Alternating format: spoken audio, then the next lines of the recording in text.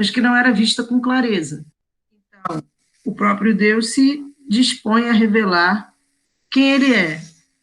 Agora, a revelação é tem a característica de poder caber na nossa cabeça, quer dizer, poder ser uma questão que a gente possa entender. Não foi tudo revelado. Por exemplo, a gente não sabe o que acontece depois da morte. A gente tem a ideia da ressurreição, baseada no que a gente sabe da Bíblia, mas saber tintim por tintim como vai acontecer, não temos essa revelação dessa forma. Não temos a revelação da segunda vinda de Cristo. Não temos isso. O Pai é que sabe. Pronto. Peraí, que meu computador aqui está dando problema. Só um minutinho. Pronto, vamos ver se melhora. O Pai é que sabe e não sabemos. Não sabemos várias coisas. Então, o que é a revelação, afinal? O que sabemos? Sabemos o suficiente para a nossa salvação. É isso que a gente sabe, porque a revelação está vinculada à salvação. Então, o que a gente sabe é o suficiente para a nossa salvação. A nossa cabeça é uma cabeça humana, uma cabeça que não cabe eternidade nela. A gente, quando pensa em eternidade, não consegue entender direito o que é a eternidade. Por quê? Porque a gente não vive na eternidade. A gente vive no tempo. Então, não tem como você revelar para um ser que é temporal e temporário, quer dizer, temporal é aquele que está dentro do tempo e temporário é aquele que tem tempo de vida para morrer, né, para acabar um dia, revelar uma coisa que é eterna. Não conseguimos entender. Então, revelou, a gente vai entender isso no pós-morte. Revelou-se o quê? O suficiente para a nossa salvação. O que é o suficiente para a nossa salvação? É o cumprimento, mas não por obrigação, dos 10 mandamentos. De que forma eu cumpro sem ser por obrigação? É porque eu chego à conclusão de que eles realmente fazem sentido. Eu só cumpro alguma coisa sem ser por obrigação assim. Se eu chego à conclusão de que realmente faz sentido, e se eu chego à conclusão de que a pessoa que coloca aquilo ali para ser cumprido quer o meu bem. A partir do momento em que eu entendo isso, imaginem vocês quando eram filhos, por exemplo, a mãe coloca umas certas regras, e você tem que seguir aquilo por quê? Quando você chega à conclusão de que está certo, de que a sua mãe está certa, e chega à conclusão de que sua mãe faz aquilo pelo seu bem, você cumpre sem problema. Mas enquanto isso não se conclui na cabeça, mesmo que a gente até ache que a mãe gosta da gente, a gente acha que ela é chata. Não tinha nada que ficar dando essas regras. Elas só fazem razão para a gente quando a gente entende as regras, e a gente vê que elas são para o nosso bem. A partir do momento em que eu percebo que a pessoa me ama, eu tenho uma abertura para amá-la. Se eu não entendo isso também, que ela me ama, eu também não tenho uma abertura para amá-la, é muito difícil. O nosso amor é de reciprocidade, não é um amor assim, se não tem aquilo, o amor é assim, né? Ele precisa dos dois lados, que os dois amem. Então, só assim eu consigo, que aquilo ali faz sentido para mim e para quem resolver seguir aqueles mandamentos. Então, quando, por exemplo, agora eu falo por mim, quando eu penso no amor, eu também não acho que ele pode ser finito. Na minha concepção, o amor é uma coisa que nunca se acaba. E não tem como acabar, na minha concepção. Então, por exemplo, quando eu escolho que alguém deve ser o meu parceiro, eu imagino que deve ser para sempre. Não imagino que a qualquer coisa eu vou acabar com esse casamento. Não imagino dessa forma. Então, eu imagino uma coisa constante, uma coisa que vai me acompanhar até o último dia da minha vida.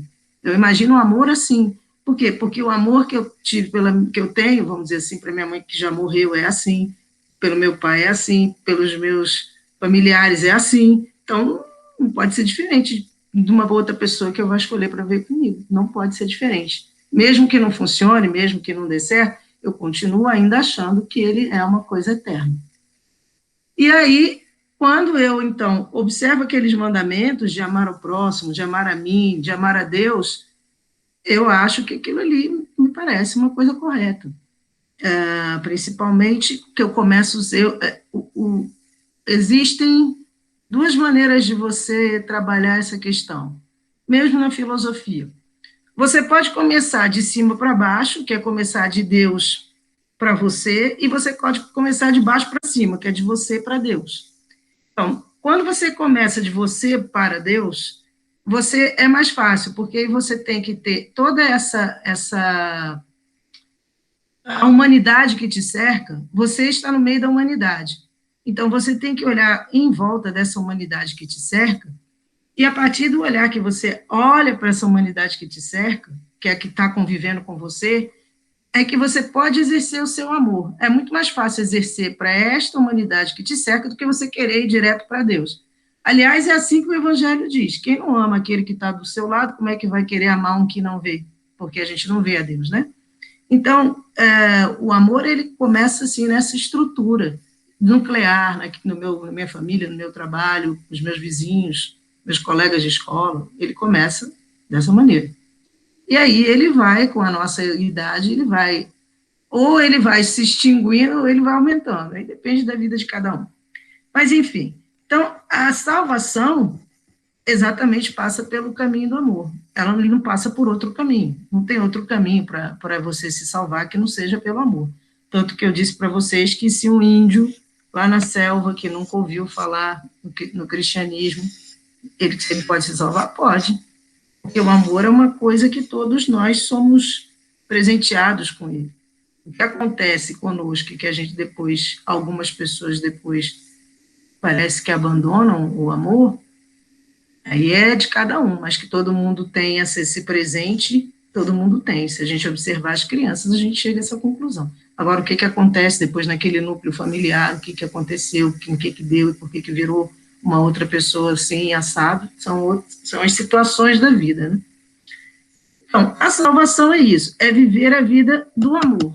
E a vida do amor é a vida divina. Então, foi isso que a gente viu, a revelação de Deus é essa. Vocês vão viver a vida divina. Nós vamos viver a vida divina. E essa vida divina eu vivo por escolha minha. Vimos isso da liberdade de escolha que nós temos, de dizer sim para isso e de dizer não para isso. A gente pode dizer sim ou não. Depende de cada um de nós, do que a gente entenda como o que é bom para nós. A gente tem a liberdade de escolher aquilo que a gente julga melhor. Nem sempre a gente escolhe certo, mas a gente tem esta liberdade de escolha, que eu falei para vocês sobre a imagem, não é? Que é principalmente o raciocínio, o pensamento, mas dentro da imagem ainda a gente tem a vontade e a liberdade. Então foi isso que a gente viu na semana passada. E eu vou compartilhar aqui a tela, vamos ver se eu acerto isso aqui. Algumas coisas dos textos mesmo, porque quando você apresenta assim, sem você estar vendo o outro, vendo só assim, dessa forma como a gente se vê aqui, fica muito solto, você não tem, o que eu vou dizer, um material, às vezes não é material, não precisa ser papel, não precisava ser papel, mas você não tem um jeito de fazer uma dinâmica, nada. Então fica uma coisa muito o tempo todo falada e sem nada para a gente ver, para a gente colocar, às vezes, um cartaz, nada, não dá para fazer nada. É o que nós temos de opção, não tem outra, né? Face a pandemia, mas... Então, eu vou colocar aqui os textinhos, espera aí, deixa eu me lembro como é que apresenta aqui, acho que sim. Compartilhar, vamos ver se vocês estão vendo aí.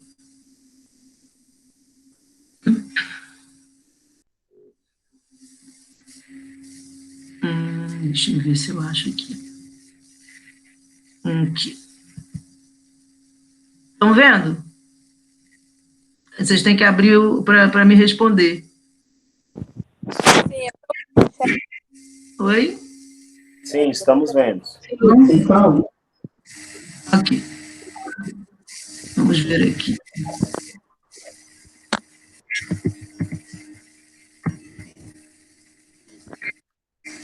Olha só. As verdades reveladas, aqui, ó, vou botar o dedo onde é que está mostrando, das verdades reveladas. Por que verdades reveladas? Porque são reveladas por Deus e Deus é o quê? O caminho, a verdade e a vida. Não se esqueçam que Jesus também é Deus, né? Então, que essa frase é de Jesus.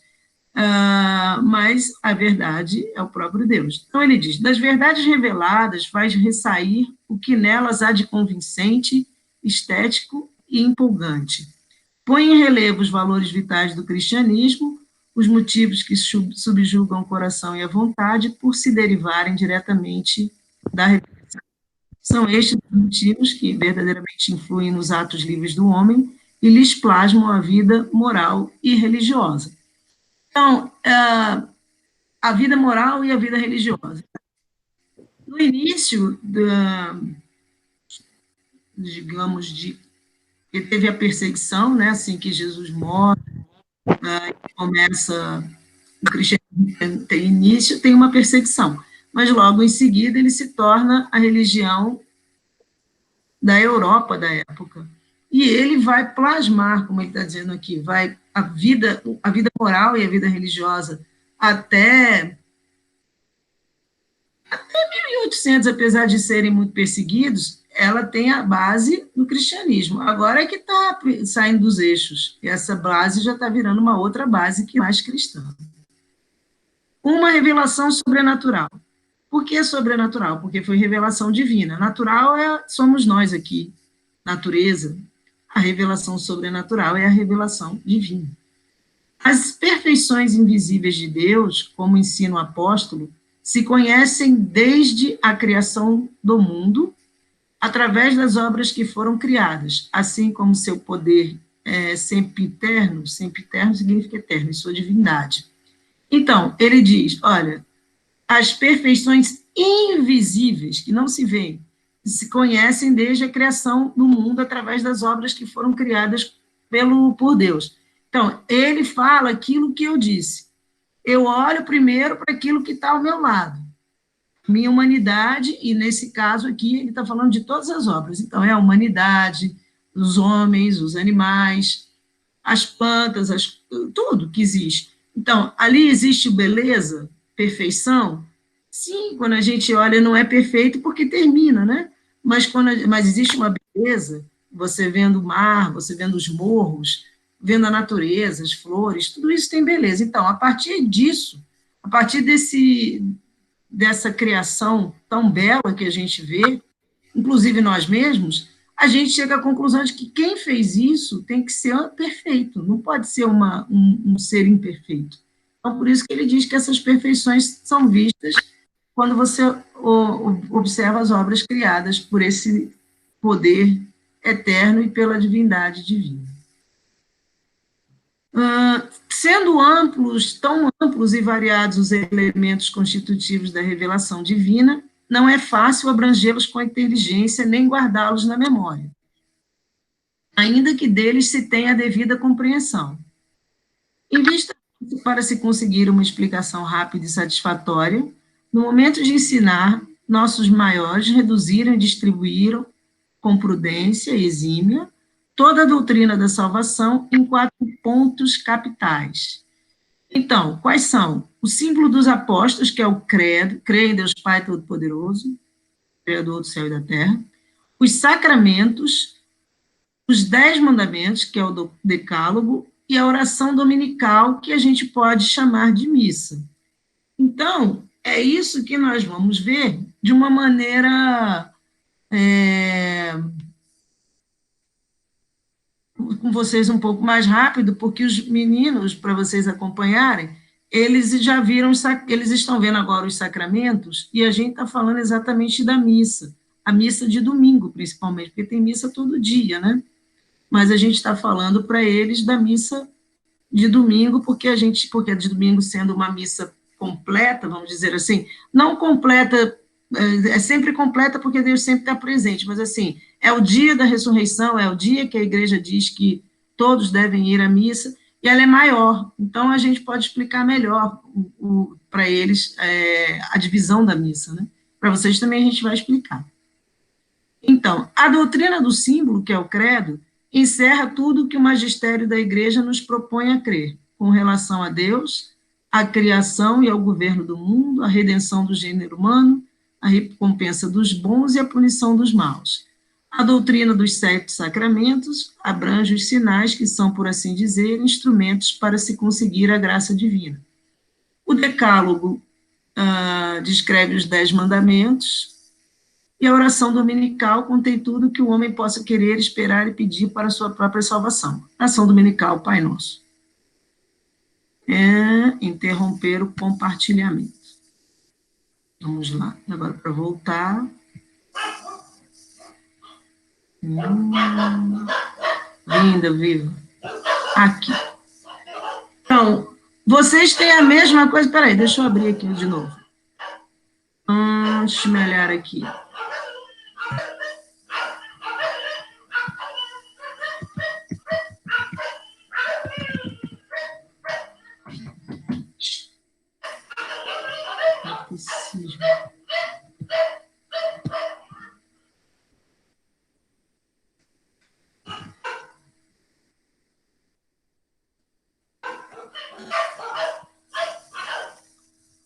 Cadê o outro catecismo? Catecismo. Só tem esse aqui.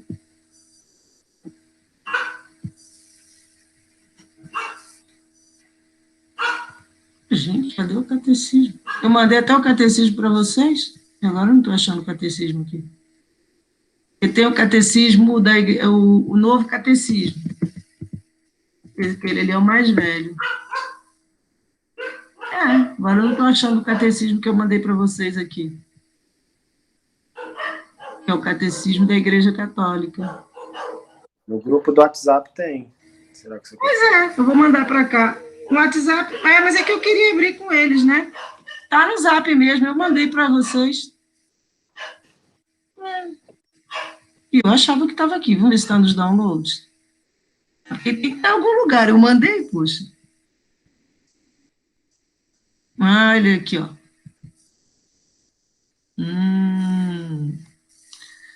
Catecismo, então vamos ver uma coisa aqui. Onde é que será que está essa palavra aqui? Imagem de Deus? Não, não é imagem de Deus que eu quero. O homem é imagem de Deus. Vamos ver aqui. O homem é imagem de Deus. Esse está aqui. E tem, às vezes eu quero achar alguma coisa e não está bem exatamente onde eu quero. Sim, reformado.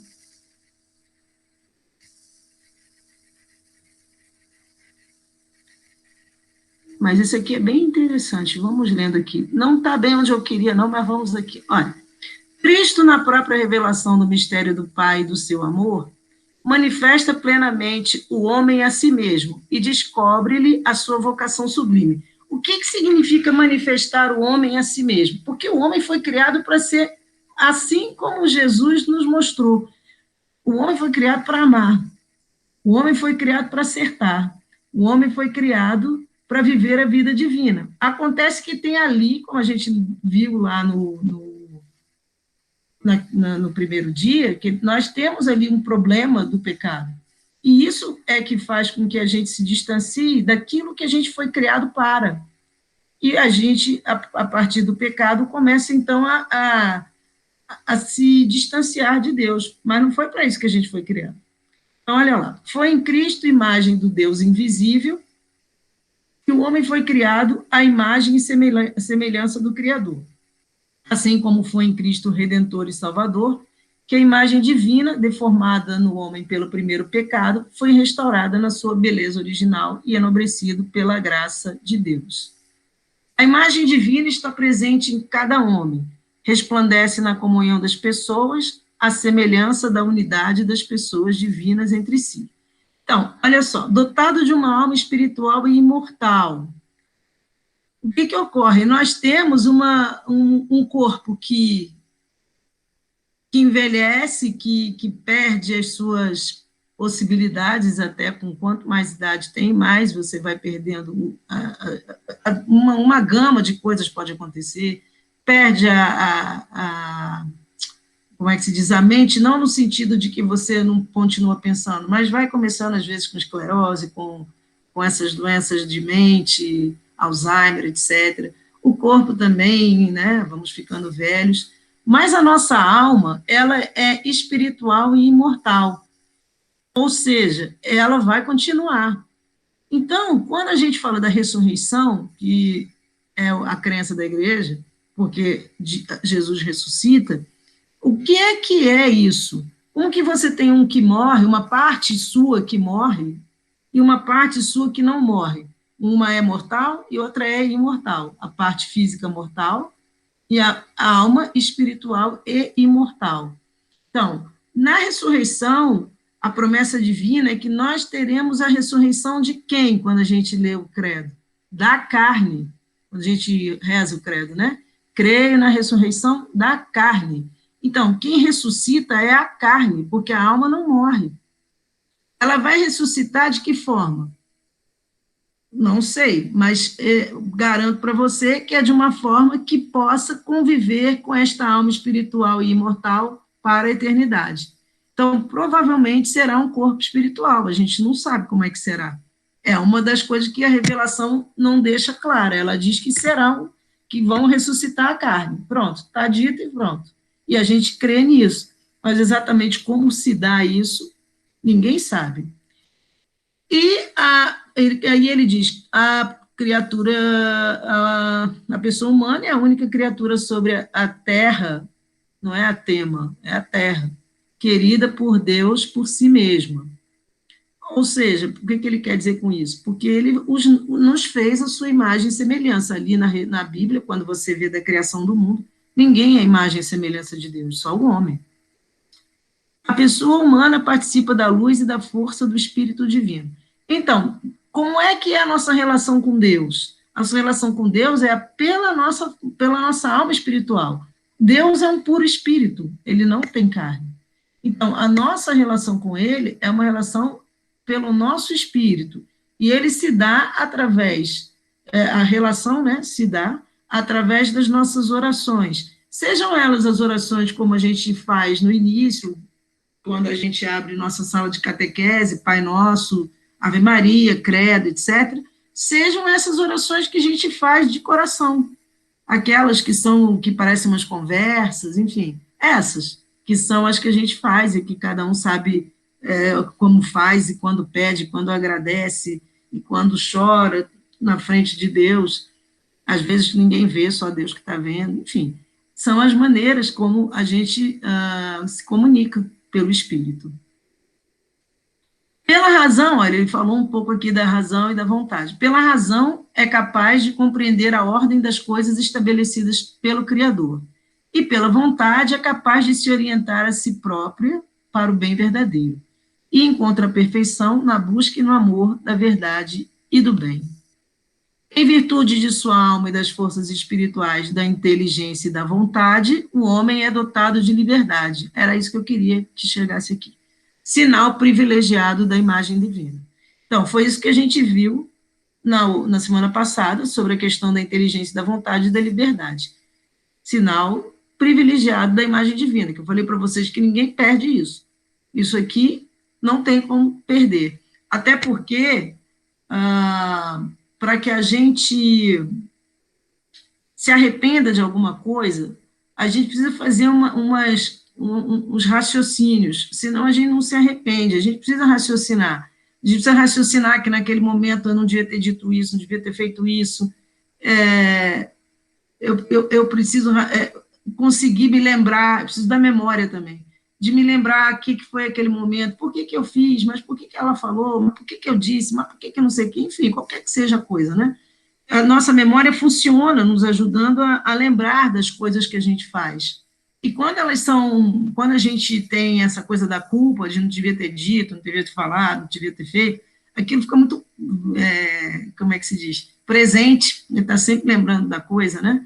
E aí a gente tem essa possibilidade, então, de que eu falei que eu tinha falado do perdão, da gente se desculpar com a pessoa, seja ela viva, seja ela morta, porque às vezes a gente se arrepende de como, e não tem mais jeito, a pessoa já morreu, mas na intimidade do espírito, com a nossa relação com Deus, esse perdão é possível porque ele vai ser dado pelo próprio Deus, e a gente pede perdão para a pessoa acreditando que que esse perdão chega no próprio Deus, porque, na verdade, pensando em viver a vida divina, numa vida de amor, evidentemente que se nós estivermos numa vida de amor, tudo a gente já perdoou, porque o amor tudo perdoa.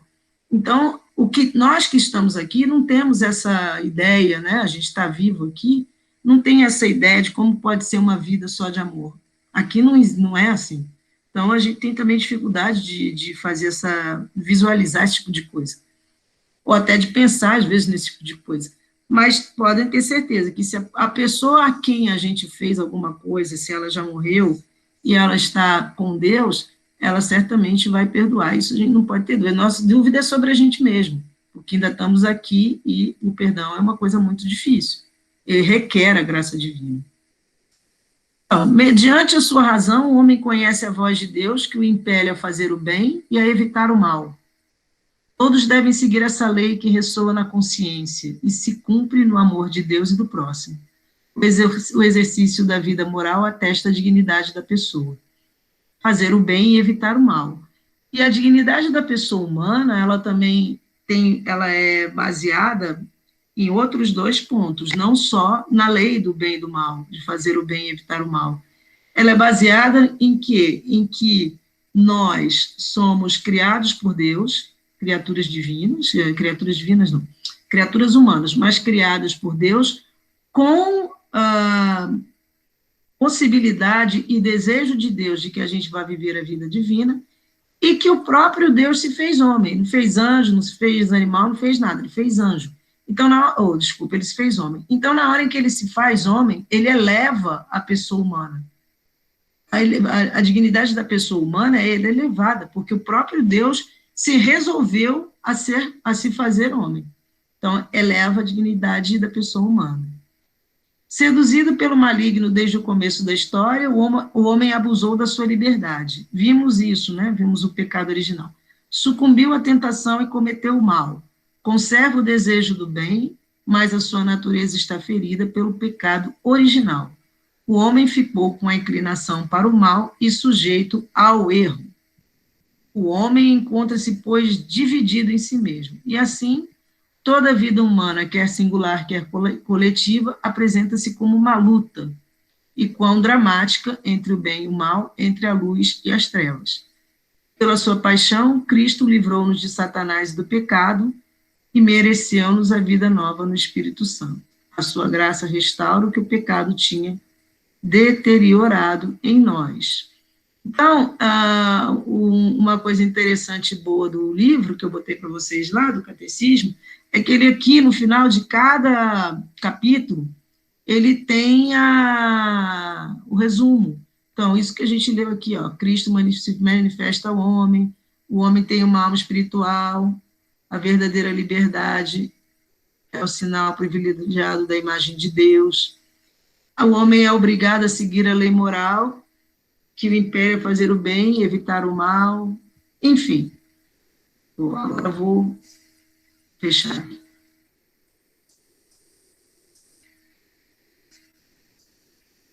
Os meninos, eles têm o Yucat, esse livro aqui. Yucat. Cadê eu? Eu mesmo não estou me vendo. Ai, mas a câmera está aberta. Vocês estão vendo aqui o livrinho deles? É o Yucat. Que esse livrinho foi feito, imaginado pelo Papa Bento, para que fosse mais fácil, mas eu acho que também tem uma leitura difícil, ele não é tão fácilzinho assim, não. A leitura dele não é tão fácilzinho. Então, acompanhando, quando vocês põem o Catecismo da Igreja Católica, vocês podem fazer aquilo que eu fiz, colocam a palavra que vocês querem saber, sobre o que vocês quiserem saber, coloque e lê. Que aí vocês vão lendo, evidentemente que é bom, porque você só lê aquele trecho que diz respeito àquilo que vocês querem saber, né? Por isso que eu botei lá o catecismo, porque é uma base, né, para vocês terem. Às vezes a gente fala no catecismo, mas nem abre. Os catequistas são, como é que eu vou dizer? É pedido aos catequistas que a gente use o catecismo da Igreja Romana e que use a Bíblia também. para que fique bem, como é que se diz, bem embasada a catequese, não fica uma coisa solta. Não estou falando porque eu estou falando porque está escrito mesmo, tanto na Bíblia quanto no Catecismo da Igreja Católica. Muito bem. Então, eu vou começar a falar um pouco do processo que foi, como é que é o Antigo Testamento, o processo dele, e depois a gente vai passar para os sacramentos mesmo. Vamos ter mais um encontro, ou 2 no máximo, para a gente passar também para os sacramentos, para vocês ficarem também nivelados, e vamos ver um pouco do credo antes de passar para os sacramentos, que são as 4 coisas, é o credo, os sacramentos, a oração dominical, mas que a gente trata como a missa, a gente trata como se fosse a missa, e toda a questão da salvação, da ressurreição, mas isso vocês já entenderam um pouco. Eu creio que sim, né? Muitas vezes vocês também são de igreja, não sei, né? Às vezes tem gente que está sempre na igreja que já sabe muita coisa, né? De ouvir, de ler, depende de cada um, mas tem muitos adultos que fazem parte da igreja e conhecem muita coisa. Então o que aconteceu? Como a gente viu lá na terça-feira passada, o Deus cria tudo e ele vê que tudo é bom. A criação do mundo, agora eu pego a Bíblia, eu vou pegar uma Bíblia e vou botar aí também, uma Bíblia para a gente ir lendo. A criação do mundo, e Deus vê que tudo é bom. Ele mesmo diz, e tudo é bom, então ele vai criando de acordo com o que são as necessidades que nós vamos ter. Luz, água, mares, terra com verduras, sementes, o firmamento, as estrelas, os animais, tudo que é necessário para a nossa sobrevivência. E, no fim, a gente. E aqui a Bíblia diz, a gente já viu, Deus criou o homem à sua imagem, a imagem de Deus ele criou, homem e mulher ele o criou. E ele abençoou e disse, sede fecundos, multiplicai-vos, enchei a terra e submetei-o. Dominai sobre os peixes do mar, as aves do céu e todos os animais que rastejam sobre a terra. Então, isso foi dito, mas não foi para a gente arrebentar nada. Foi para a gente usar as coisas de maneira afetiva, inclusive, né? Com a própria natureza. Mas não é isso que a gente faz, né? Hoje a gente tem um problema com a natureza, inclusive. Deus disse, eu vos dou todas as ervas que dão semente, estão sobre toda a superfície da terra, e todas as árvores que dão frutos, que dão semente. Isso será vosso alimento. Reparem, olha o alimento. Semente, árvores que dão frutos, que dão semente. Ervas, isso será vosso alimento. Não era para comer animal nenhum. A morte não existia. Então, não tem que comer nenhum animal. A todas as feras, agora os animais, a todas as aves do céu, a tudo que rasteja sobre a terra e que é animado de vida, eu dou como alimento toda a verdura das plantas. Então, também as feras que hoje comem animais, elas comiam as verduras das plantas. E Deus viu que tudo era muito bom. Mas por quê? Porque não tinha morte. Então, se não tinha morte, a comida tinha que ser essa mesmo. Sementes, ervas, verdura das plantas, porque não tinha morte. O que faz entrar a morte no mundo foi a desobediência e a vontade de querer ser como Deus. É isso que vai fazer entrar a morte no mundo. Por quê? Porque Deus coloca no paraíso, eles têm tudo, mas ali existe uma árvore. E Deus diz, olha só, mas da árvore do conhecimento do bem e do mal não comerás, porque no dia em que dela comeres terás que morrer. Então foi avisado isso, não era para fazer. E aí da outra vez eu até disse para vocês, mas por que botou esse negócio lá? Porque senão a gente não era livre. A gente teve que escolher. A gente só pode exercer a liberdade escolhendo. Então, tinha que ter uma coisa que fizesse a gente escolher. Escolher entre fazer ou não fazer. E a escolha foi por comer a árvore, então terás que morrer. E aí, depois, quando a gente vê o relato de Noé, veja bem, o relato de Noé, Deus vai mandar o dilúvio. Então, ele vai mandar Noé ir para a barca e pegar o casal de cada animal e botar a família dele e ir para a barca. Mas vamos ver a comida. Deus abençoou Noé e seus filhos e lhes disse: sede fecundos, multiplicai-vos e enchei a terra.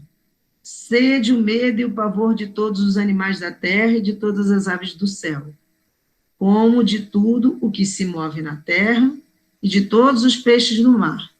Eles são entregues nas vossas mãos. Tudo que se move e possui vida, aí, já mudou. Tudo que se move e possui vida vos servirá de alimento. Tudo isso eu vos dou, como vos dei a verduras das plantas. Mas não comereis a carne com sua alma, isso é, o sangue.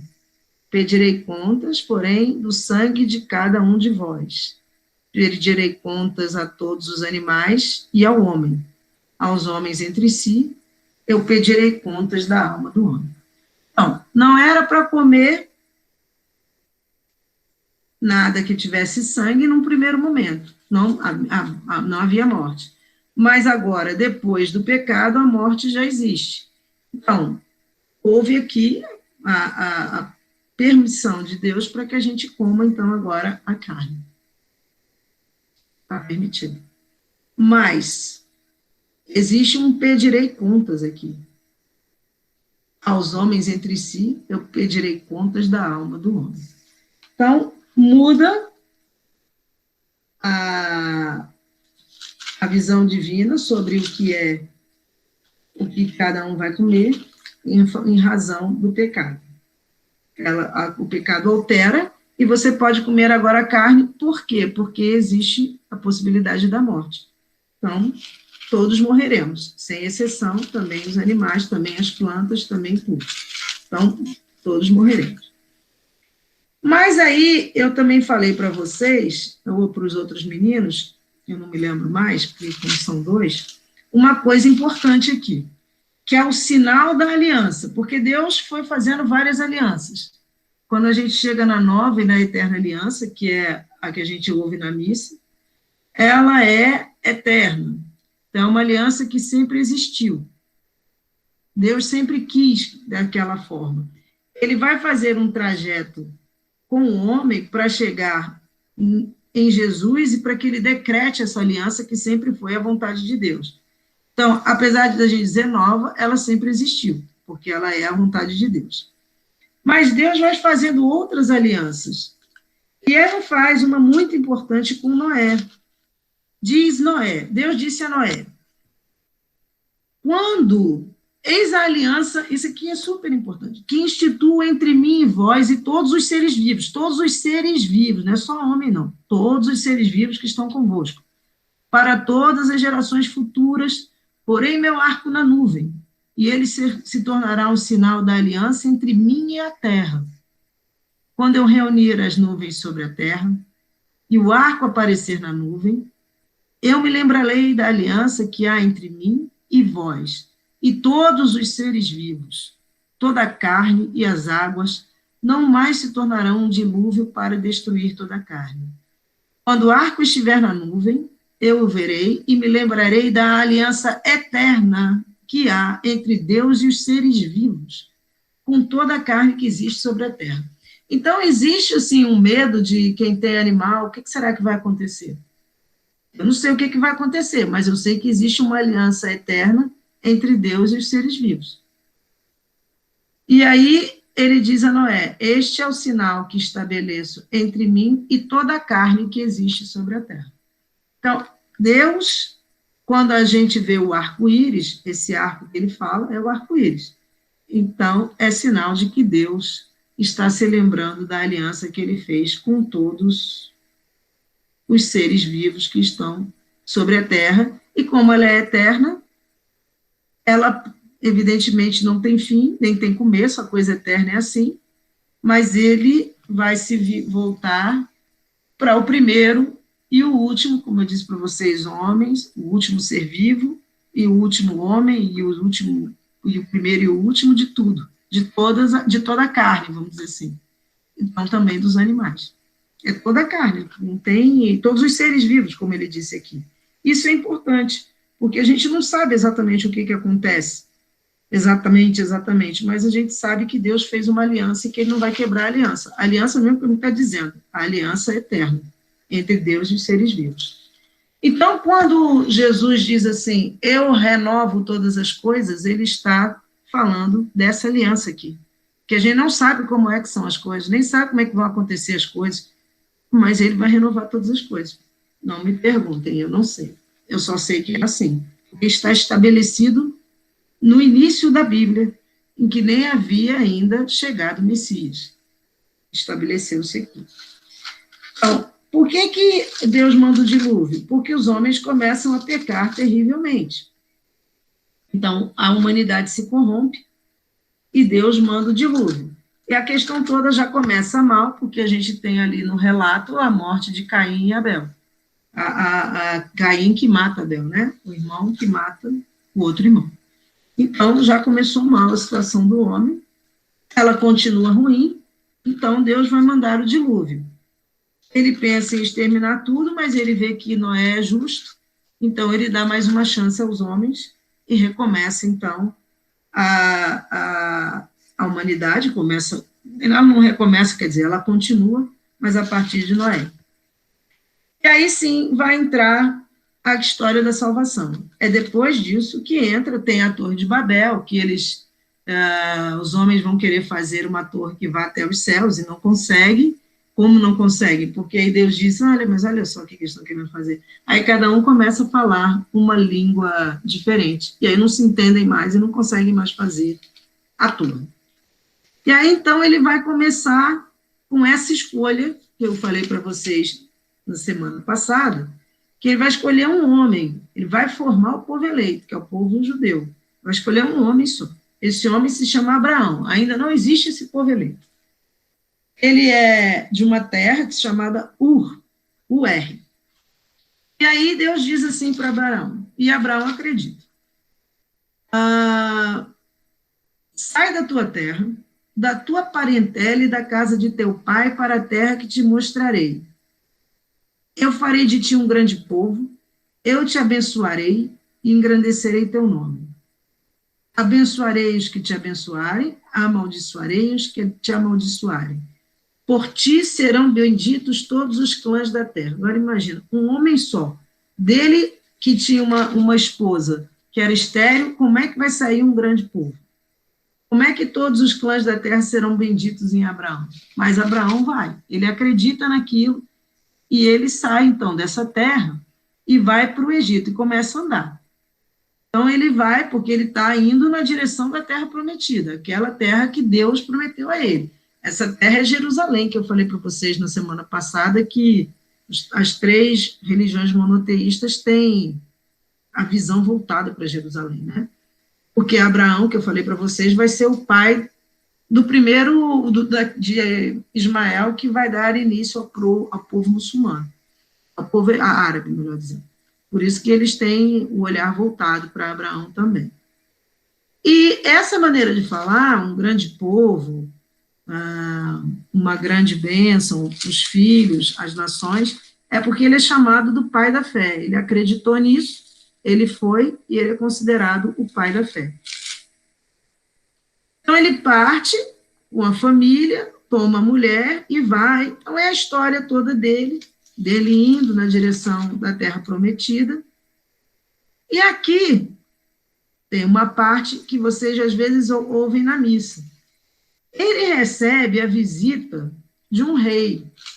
Ele vai receber a visita de um rei.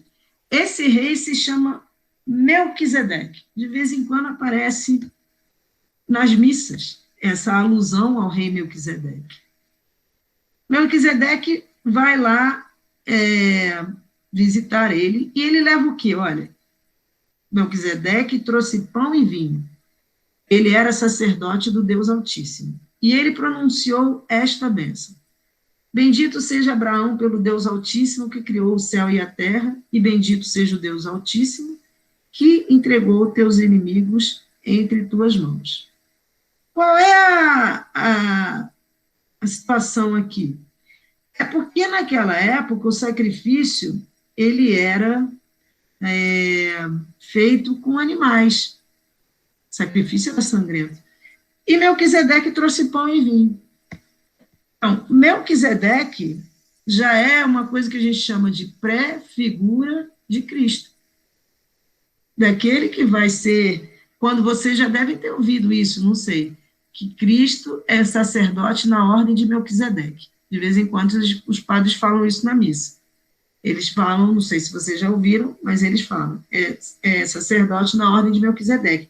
Por quê? Porque Melquisedeque, em vez de trazer para o Deus Altíssimo os animais, enfim, para o sacrifício, ele traz pão e vinho. Então, lá vai, ele recebe porque a Bíblia, ela quer mostrar que esse Messias que os judeus esperam é o Cristo.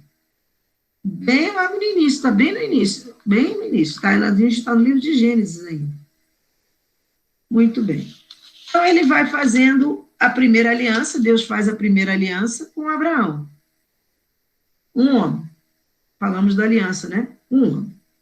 Essa aliança está sendo feita com esse homem. Esse homem vai acreditar nele, está indo ele na direção da terra prometida.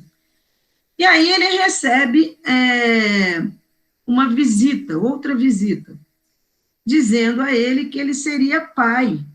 E a esposa não acredita naquilo porque ela é estéril. Então, o que ela faz? Eu acho que falei isso para vocês também na semana passada. Como ainda não havia pecado, porque ainda não havia sido, os 10 mandamentos ainda não existiam, ela deu a serva para que Abraão pudesse ter relações sexuais com a serva. E daí vai nascer Ismael.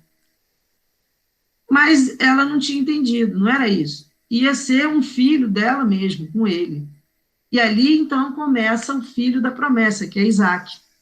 Isaac é chamado filho da promessa. E a mãe desse menino Ismael, que é Agar, elas saem, vão embora, e aí vai se formar, então, esse povo árabe. Agar é egípcia.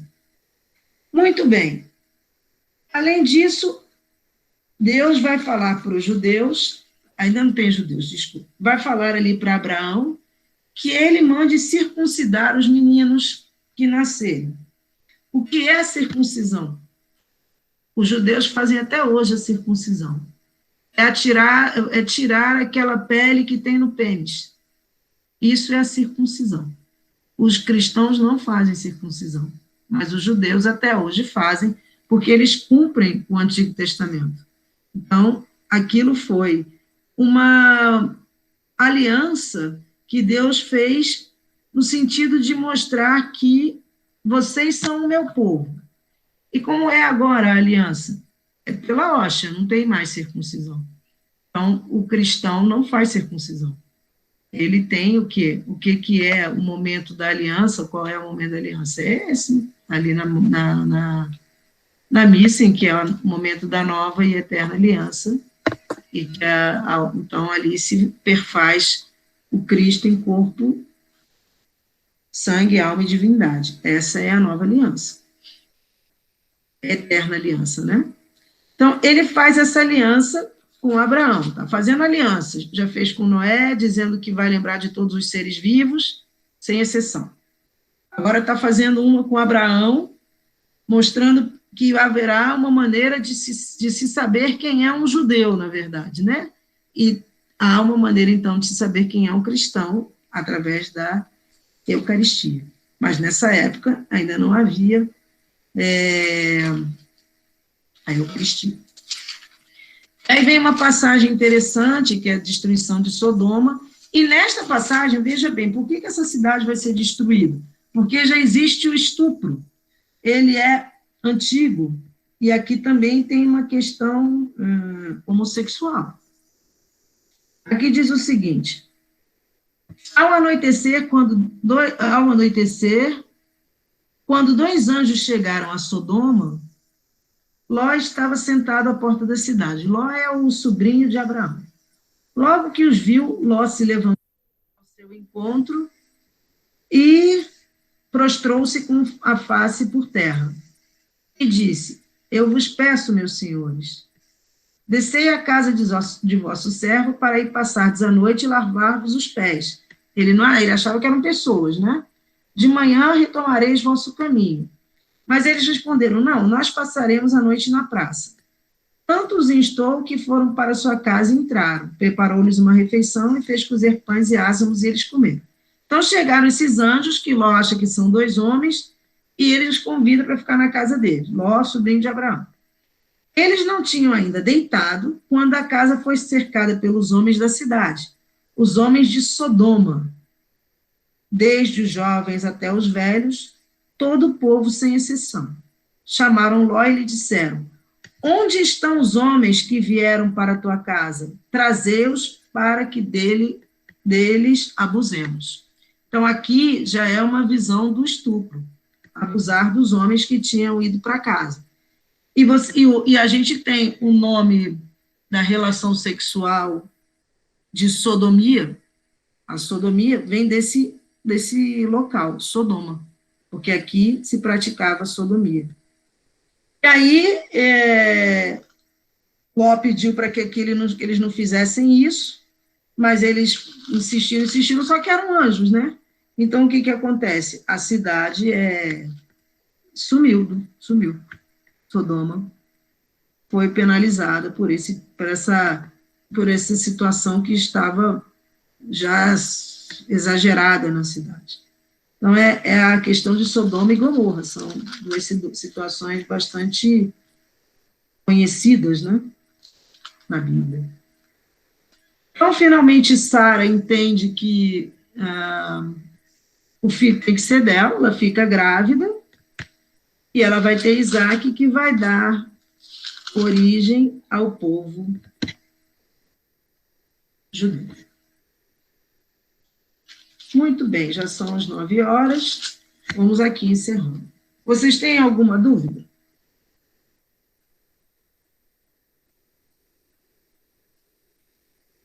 Sim ou não? Tem dúvida? Não. Não. Já conheciam essas histórias? Sodoma e Gomorra já. Também já conhecia. Só o resto ainda não? Não, o pecado original acho que todo mundo quase conhece, não? Sim, também. Não tinha ouvido ainda falar de Abraão, nada? Já conhecemos. A maioria já conhecia. São as histórias bíblicas. Só para a gente vai fazer um apanhado, então essas aqui são mais conhecidas, e talvez sejam o início das coisas, né? O início da religião judaica. E a gente hoje diz que nós temos uma moral judaico-cristã, né? Porque a gente se baseia nos 10 mandamentos que foram dados para Moisés, e nós temos no lado do Testamento as bem-aventuranças, que é a maneira como a gente vai realizar aqueles 10 mandamentos. Todos eles têm que ser realizados com base nesse amor que a gente tem e que a gente consegue realizar exatamente só e quando a gente entende que aquilo ali é para o nosso bem, senão é muito difícil. Porque tem alguns que são, principalmente os que são referentes à castidade, eles são, creio eu, mais difíceis de cumprir. Os outros nem tanto. Não matarás, não roubarás, acho que já é mais fácil de cumprir. Mas, tendo em vista a gente viver num mundo muito permissivo, as questões da castidade são muito difíceis de serem cumpridas. As questões, quer dizer, mas elas são difíceis de serem cumpridas pelos jovens em função do que eles têm de visão do mundo, né? Um mundo em que praticamente hoje tudo é permitido. E mais, porque quando a gente fala em casal, a gente também fala em castidade, no sentido de que aquele casal se relaciona só entre si, não tem outras relações afetivas fora do casamento. Mas, quando essas relações afetivas ocorrem fora do casamento e são descobertas, aí a gente percebe o quanto vale esse mandamento. Aí, existe uma tristeza, né, de traição, e aquele, às vezes, equilibra tanto o ambiente da casa, que a gente percebe que isso é realmente o que a gente queria que não tivesse acontecido. Não tivesse acontecido, aquele interesse fora do casamento, por causa do sofrimento que ele traz para dentro de casa e para a gente, e para todos os nossos filhos, enfim, a família toda fica mexida, né? Então, aí a gente tem que olhar o mandamento, mas aquilo está escrito ali. Será que é assim mesmo? É assim mesmo.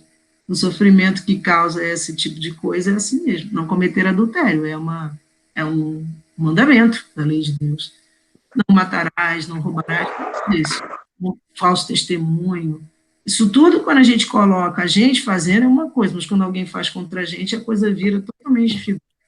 Então, a gente tem que pensar nessa hipótese.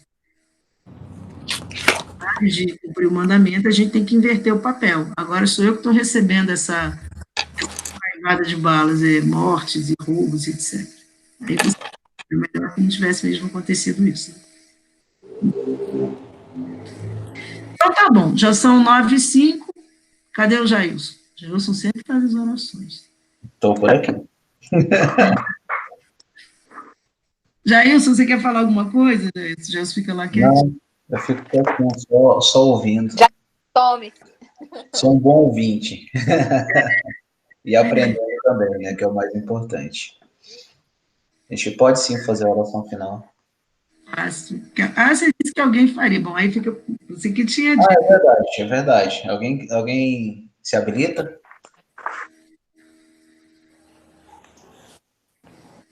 Vou fazer nossa oração final.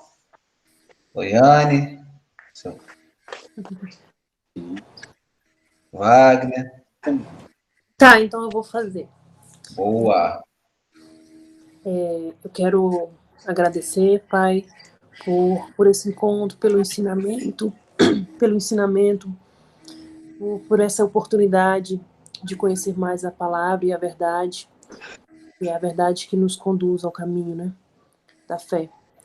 E agradeço, Pai, pela vida de todos os participantes, pela vida da Luciana, que transmite conhecimento para nós. E vamos fazer um Amém.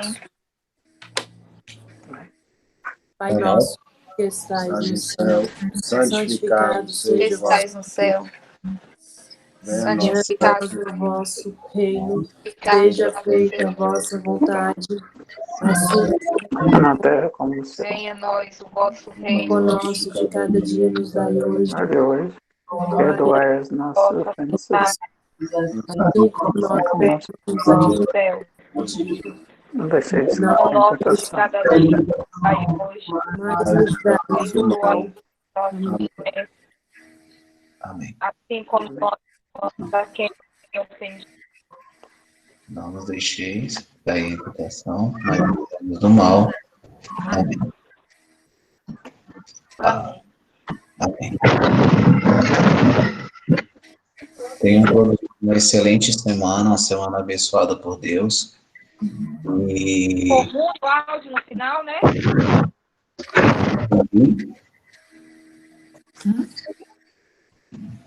não entendi. Opa. Também não. Alguém falou alguma coisa? Desculpa, não entendi. Não, tá bom, gente. Então tenhamos todos O áudio ficou muito ruim no final e porque assim, o sistema ele fica tentando identificar quem é que está fazendo a oração e acaba que ele fica, uma hora vai para um, uma hora vai para outra e vai cortando. É normal na hora da oração acontecer esse tipo de coisa. da gente, mas não ficou assim. Mas deu para entender. Amém. Amém. Então, tchau, gente. Um bom final de semana para todo mundo. Obrigado. Boa semana. Beleza. Boa noite. Amém.